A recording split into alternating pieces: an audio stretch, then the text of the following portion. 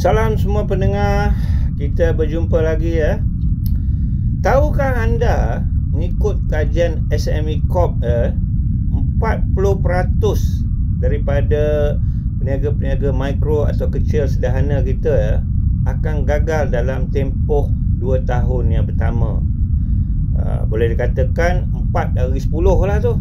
Dalam 2 tahun pertama akan gagal, dan 60% atau 6 daripada 10 peniaga-peniaga kecil ni akan gagal dalam tempoh 5 tahun yang beroperasi.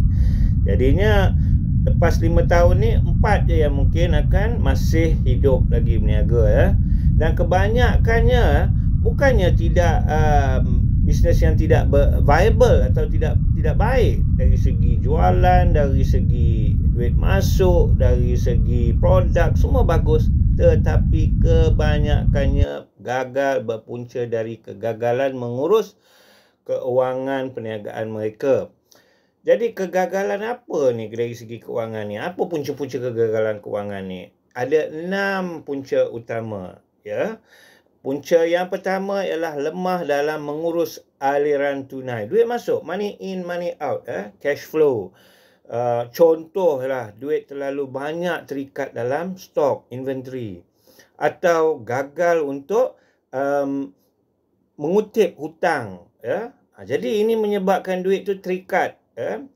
Yang keduanya, kurang modal untuk menampung kos operasi. Jadinya mungkin untuk permulaan perniagaan memerlukan RM10,000 untuk menampung kos operasi. Tapi disebabkan kamu tidak tahu berapa banyak sebenarnya dan tak cukup, jadi tidak boleh menampung kos operasi bulanan. Tak boleh bayar gaji, tak boleh bayar sewa dan sebagainya. Yang ketiganya, harga tidak mengikut atau boleh katakan di bawah harga pasaran. Apa puncanya? Puncanya kerana kamu tak tahu berapa sebenarnya kos perniagaan kamu. Berapa kos untuk buat produk ni? Berapa kos untuk menyewa? Berapa kos? Jadi bila kamu tak tahu kos, kamu letak je harga. Kamu tak tahu berapa pesaing kamu punya harga. Jadi harga yang tidak betul pun akan jadi masalah. Yang keempat, tidak ada sebarang rekod kewangan. Tidak buat apa-apa bookkeeping. Jadi bila kamu tak ada rekod, jadi kamu tak tahu kamu ni untung ke rugi. Yang tahu hujung bulan, duit masuk, niaga bagus, tapi tak tahu duit ke mana. Mana pergi duit Tuan Syed? Saya selalu meniaga, duit banyak masuk, tapi tak tahu duit pergi ke mana. Ini saya banyak dapat maklum balas Yang kelima, terlalu banyak bergantung kepada hutang. Ambil hutang dengan keluarga, hutang dengan co-op lah, hutang sini, hutang sana.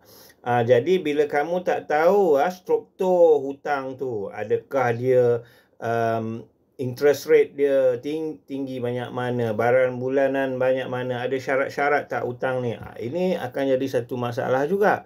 Kerana kamu jangan lupa, ini bukan duit kamu, ini kamu kena bayar balik. Ujung bulan kalau duit tak mencukupi nak bayar balik hutang, tak boleh teruskan perniagaan. Dan akhir sekali, yang paling saya tengok banyak usahawan, dia tidak ada sebarang wang kecemasan atau emergency fund.